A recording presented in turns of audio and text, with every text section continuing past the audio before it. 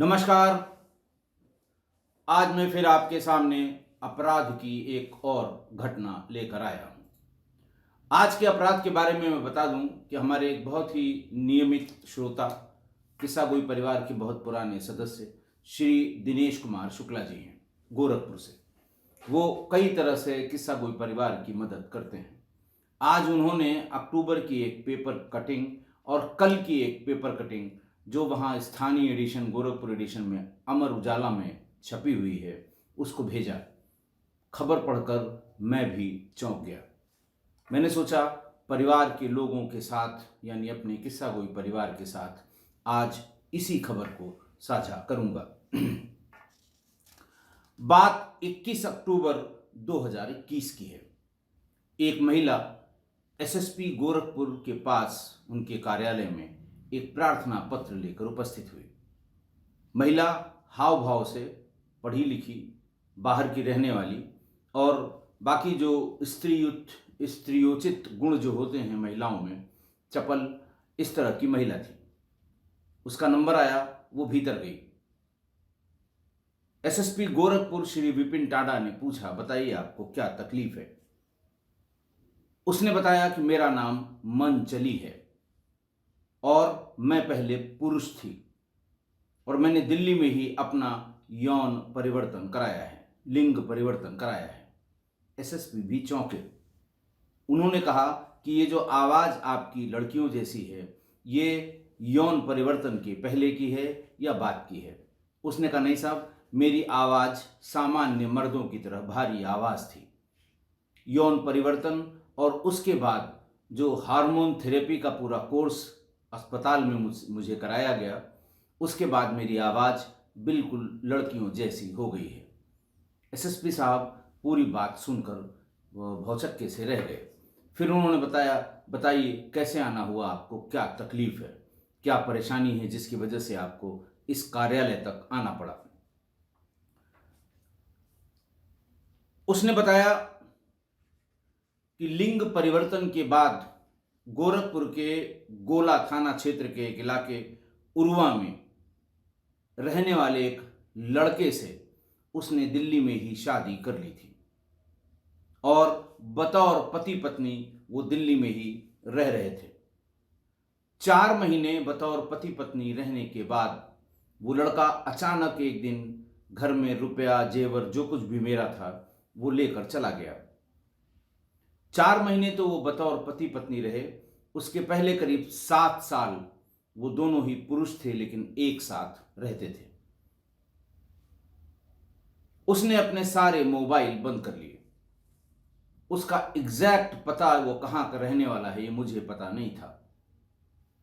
मैंने उसके पुराने साथियों से ढूंढते ढूंढते उसका पता पूछा। लोगों ने बताया कि गोरखपुर के गोला थाना के उरुआ इलाके का रहने वाला है।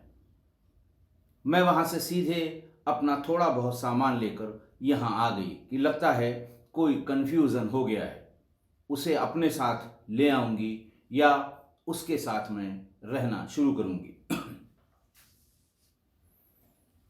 मैं सीधे उसके घर पहुंच गई। उसने पूरा गांव इकट्ठा कर लिया, मेरा मजाक उड़ाया और ये बताया कि तुम्हारी हिम्मत कैसे पड़ी यहां आने की। गांव वालों ने बताया कि ये पहले से शादीशुदा है और इसके बच्चे भी हैं, जबकि उसने मुझे हमेशा यही बताया था कि मैं अविवाहित हूं, तुम अपना लिंग परिवर्तन कराओ, मैं तुमसे शादी करूंगा। गांव वालों की भीड़ के बीच जो भी सामान मैं लेकर गई थी, वो सारा सामान लड़के ने छीन लिया और ये कहा कि अगर आसपास भी कहीं दिखाई पड़ गई तो जान से मार दूंगा। जबकि सच ये है कि उसके कहने पर ही मैंने अपना यौन परिवर्तन कराया था, ताकि हम दोनों शादी करके आराम से रह सकें, लोग हम पर उंगलियां न उठाएं। जिस समय वो महिला अपना ये पूरा वृतांत एसएसपी गोरखपुर श्री विपिन टांडा को बता रही थी, उस समय एक एक करके ऑफिस के जो स्टाफ के लोग होते हैं, जैसे स्टेनो हैं, रीडर हैं, मुंशी हैं, ये किसी न किसी बहाने एसएसपी साहब के कक्ष में आ गए और सब उसकी बात को ध्यान से सुनने लगे। एसएसपी के लिए भी एक ये नई तरह का क्राइम था। वो समझ नहीं पा रहे थे कि आखिर इसमें कौन कौन से सेक्शन, अपराध तो इसके साथ हुआ है, ज्यादती हुई है, मारपीट भी हुई है, सामान भी छीना गया है, लेकिन इसकी जड़ में जो यौन परिवर्तन है, जबरदस्ती कराया गया है, उसके लिए कौन कौन से रिलीवेंट सेक्शंस होंगे जिस पर इसके खिलाफ मुकदमा कायम किया जा सके। उन्होंने अपने रीडर यानी वाचक यानी पेशकार उनको बुलाया और पुराने मुंशियों को बुलाया। उन्होंने बताया कि एक क्राइम का इंग्रेडिएंट ये है, कौन सी सेक्शन लगेगी। लेकिन चूंकि ये बहुत ही अनकॉमन क्राइम है, विपिन टाडा बहुत ही यंग बड़ा अपराइट अफसर है और उसके सामने बहुत कम नौकरी में इस तरह का मामला आया, जबकि मेरी इतनी लंबी सेवा में कभी इस तरह का कोई मामला मेरे समक्ष नहीं आया। बहरहाल उसने जब कोई कुछ नहीं बता पाया, इतना अनकॉमन क्राइम है कि कोई कुछ बता नहीं पाया कि साहब कौन सा सेक्शन लगेगा, कैसे पनिशेबल है ये, इसकी सज़ा कितनी है, जब नहीं बता पाया तो एसएसपी ने ज्वाइंट डायरेक्टर प्रोसिक्यूशन, जो हमारे सरकारी वकीलों के सबसे बड़े अधिकारी होते हैं किसी जिले में, जेडी प्रोसिक्यूशन को फ़ोन किया और उनसे कहा कि आपका 2 मिनट का समय चाहिए। एक मामला ऐसा आया है जिसके बारे में मेरे कार्यालय में भी कोई बता नहीं पा रहा है। उन्होंने कहा मैं अभी आया। इस बीच में उस महिला से उन्होंने कहा कि आपने जो कुछ हमें बताया है, जो वृतांत बताया है, उसको एक कागज पर प्रार्थना पत्र के आकार में लिख डालिए, क्योंकि आप जो प्रार्थना पत्र लेकर आई हैं ये दिल्ली पुलिस के किसी अधिकारी को संबोधित है। इस पर मैं कोई कार्रवाई नहीं कर पाऊंगा। आप मुझको संबंधित या मेरे किसी उच्च अधिकारी को संबोधित ये एक प्रार्थना पत्र लिख दीजिए ताकि मैं इसमें विधिक कार्रवाई करा सकूं। वो महिला बाहर चली गई। मुंशी लोग दौड़ के उसे कागज उन लोगों ने उपलब्ध कराया। सारे मुंशियों में होड़ लग गई कि कौन उसकी मदद करे। उसकी मदद को आमादा थे सारे स्टाफ के लोग। आप समझ सकते हैं क्यों आमादा होंगे। वो जानते थे कि ये एक पुरुष था, पुरुष से यौन परिवर्तन करके ये नारी हो गया। देखने सुनने में तो बिल्कुल नारी जैसा ही लग रहा है या लग रही है। बातचीत करना, उसके नज़दीक जाना, उसकी मदद करना, ये एक जैसे ये कहते हैं ना मेल मेंटेलिटी है, और वही हुआ भी। बहरहाल उसने पूरी एप्लीकेशन मुंशियों के माध्यम से तैयार करा ली और तब तक ज्वाइंट डायरेक्टर प्रोसिक्यूशन भी एसएसपी गोरखपुर के कक्ष में आ गए। उन्हें वो प्रार्थना पत्र दिखाया गया और उनसे कहा गया कि मैं इस पर एफआईआर करने का आदेश करूंगा संबंधित थाने को, यानी गोला थाने को। लेकिन इसमें सेक्शंस क्या क्या लगेंगी, मुझे यकीन है कि हमारा थानाध्यक्ष, जब हम नहीं बता पाए, हमारे पेशकार नहीं बता पाए, तो हमारा थानाध्यक्ष इसको बता देगा, इसमें हमें शंका है।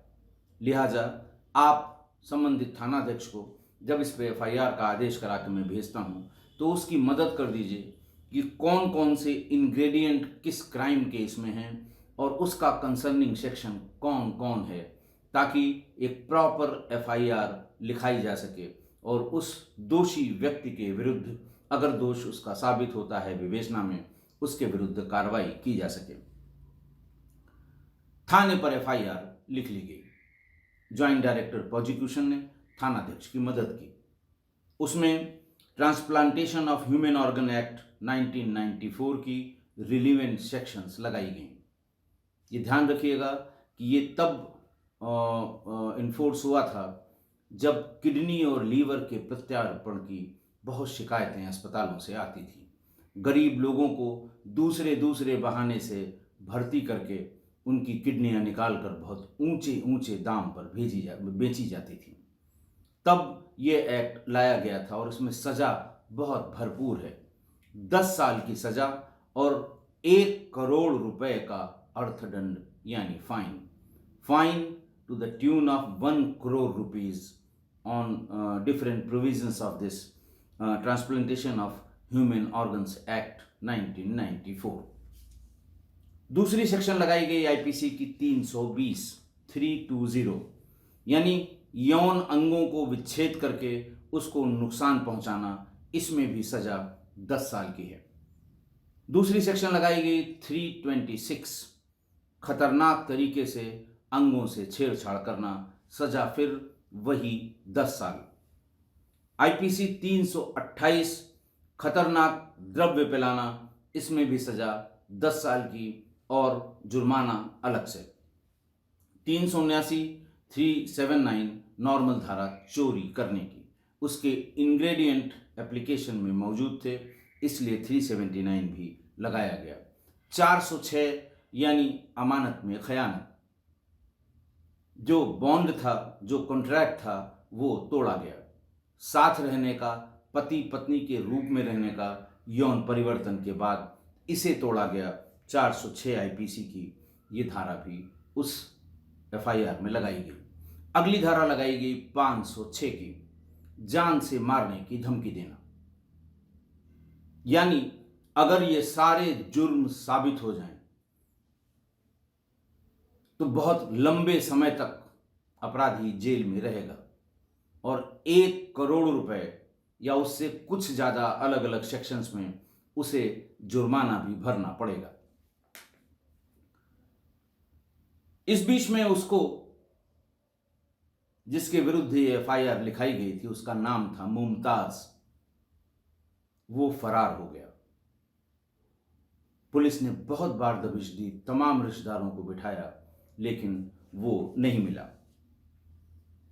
विवेचना को आगे बढ़ाने के लिए विवेचकों की पूरी टीम को दिल्ली भेजा गया विद द इंस्ट्रक्शंस कि ये दोनों पहले कहाँ रहते थे, क्या करते थे, किस हॉस्पिटल में इन्होंने अपना ऑर्गन ट्रांसप्लांट कराया, यौन परिवर्तन कराया, लिंग परिवर्तन कराया, उस डॉक्टर का क्या कहना था या क्या कहना है, कितना खर्च हुआ होगा, कितने दिन हॉस्पिटल में रहे।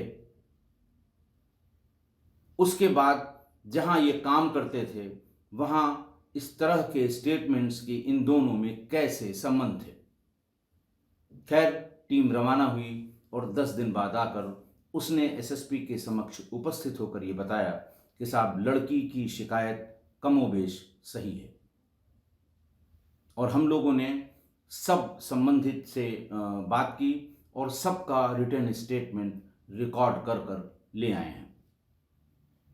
एसएसपी ने पूछा कि शॉर्ट में बताओ कि एक्चुअल प्रॉब्लम क्या थी इस महिला के साथ। उस टीम ने बताया कि मुमताज और सनी एक ऑर्केस्ट्रा ग्रुप में काम करते थे। मुमताज ढोलक बजाता था उस पूरे ग्रुप में और सनी डांस करता था। डांस उस तरह का डांस नहीं जैसे बिहार में लौंडा डांस होता है। यह डांस महिलाओं की वेशभूषा में या तो गाने की तर्ज पर या खुद गाकर बिल्कुल महिलाओं वाले डांस जैसे किए जाते हैं, उस तरह का डांस ये ऑर्केस्ट्रा पार्टी में करता था और वाहवाही भी लूटता था। धीरे धीरे इन दोनों में बहुत अच्छी दोस्ती हो गई। पहले दोनों अलग अलग जगह रहते थे, लेकिन फिर दोनों एक साथ एक एकोमोडेशन में रहने लगे और इनके संबंध आप समझ सकते हैं किस तरह के संबंध हुए होंगे। इसी बीच मुमताज को यह जानकारी हुई कि दिल्ली के कुछ अस्पतालों में यौन परिवर्तन यानी लड़के से लड़की का जो परिवर्तन है वो किया जाता है और वो शुरू से सनी को देख रहा था कि उसके अंदर औरतों के गुण ज़्यादा विद्यमान हैं, खासकर नाच गाने में, हाव भाव में, और जिस तरह से लोग रिएक्ट करते थे उसके तमाम हाव भाव पर। इससे उसको ये अंदाज लग गया कि इसके अंदर महिलाओं के गुण यानी स्त्रियोचित गुण स्वभाव से नहीं, हाव भाव से कुछ ज़्यादा ही हैं। उसने फौरन बताया सनी को मुमताज ने कि अगर तुम अपना यौन परिवर्तन करा लो तो लोग जो हम पर उंगली उठाते हैं, पार्टी के जो दूसरे सदस्य हैं, हम तुमसे शादी कर लेंगे और हम दोनों पति पत्नी की तरह रहेंगे। अस्पतालों के जो ऐड वहाँ अखबारों में आते हैं, वहाँ कुछ लोगों के रिएक्शन भी होते हैं जिसमें लिखा जाता है हर चीज़ में, चाहे किसी कोचिंग का हो, चाहे किसी ट्यूशन के टीचर का हो, चाहे किसी दुकान का हो, चाहे इस तरह के अस्पताल का हो, 4-6 लोगों के बयान उसमें लिखे होते हैं कि मैंने कराया और मुझे बहुत अच्छा फील हो रहा है। ये सब बातें उसने सनी को बताई। सनी राजी हो गया। उसने कहा हाँ ठीक है, मैं अपना यौन परिवर्तन कराऊंगा। दोनों अस्पताल गए। अस्पताल में डॉक्टर ने जो प्राइमरी परीक्षण होते हैं, जो टेस्ट होते हैं, वो किए और उन्होंने कहा ठीक है, इसका यौन परिवर्तन हम कर देंगे। करीब 20 दिन तक वो हॉस्पिटल में यौन परिवर्तन के ऑपरेशन के बाद रहा और अगले 15 दिन हार्मोन थेरेपी के लिए वो उसी हॉस्पिटल में बना रहा सनी। इस बीच में मुमताज हर दिन उसके पास आया जाया करता था, दवाओं का हिसाब किताब रखना, दवाएं देना, जब वो अपने से लेने काबिल नहीं था। जब वो ठीक होकर घर आ गया तो दोनों ने आर्य समाज मंदिर में लड़का और लड़की की तरह शादी कर ली। हार्मोन थेरेपी के बाद मुमताज ने कहा कि तुम्हारी आवाज़ बिल्कुल लड़कियों जैसी हो गई है, तुम्हें अब भीड़ भाड़ में कोई नहीं कह सकता कि तुम लड़के थे और लड़की में चेंज हुए हो। और उसका नाम मुमताज ने मनचली रख दिया और मनचली नाम से ही इन लोगों ने आर्य समाज के मंदिर में मुमताज और मनचली ये शादी कर ली। ऐसा विवेचना करने वाली टीम ने इनको बताया। करीब 3 महीने तक बतौर पति पत्नी, बतौर हस्बैंड वाइफ रहने के बाद एक दिन अचानक मुमताज मनचली के गहने, जेवर, पैसा, अपना पैसा सब लेकर चुपचाप चला गया। महिला को ये लगा कि शायद कहीं गया होगा, आ जाएगा, लेकिन ऐसा नहीं हुआ। हफ्तों बाद उसने इसको ढूंढना शुरू किया। मुमताज का पता यानी एड्रेस, पोस्टल एड्रेस उसके पास नहीं था। ढूंढते ढूंढते उसे पोस्टल एड्रेस मिल गया। एसएसपी ने पूछा तो इसमें उसको भागने की क्या जरूरत थी।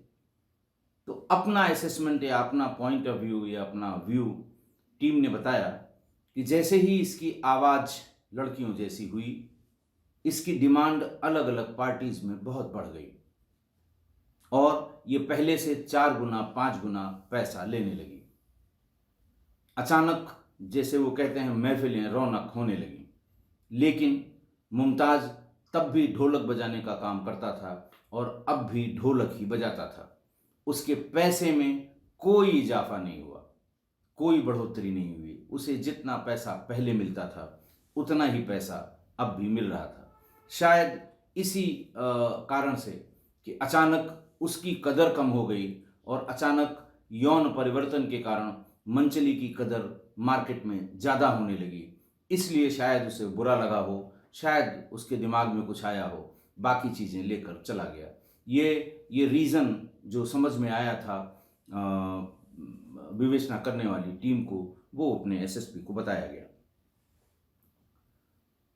15 फरवरी 2022 यानी परसों, जब ये सारे स्टेटमेंट रिकॉर्ड हो गए, सारे एविडेंस मिल गए, डॉक्टर के यहाँ से दवा के सारे पर्चे मिल गए, ऑपरेशन होना साबित हो गया, पुरुष से महिला होना साबित हो गया, हार्मोनल थेरेपी साबित हो गई, तो फिर कुछ एविडेंस और इकट्ठा करने की आवश्यकता नहीं थी।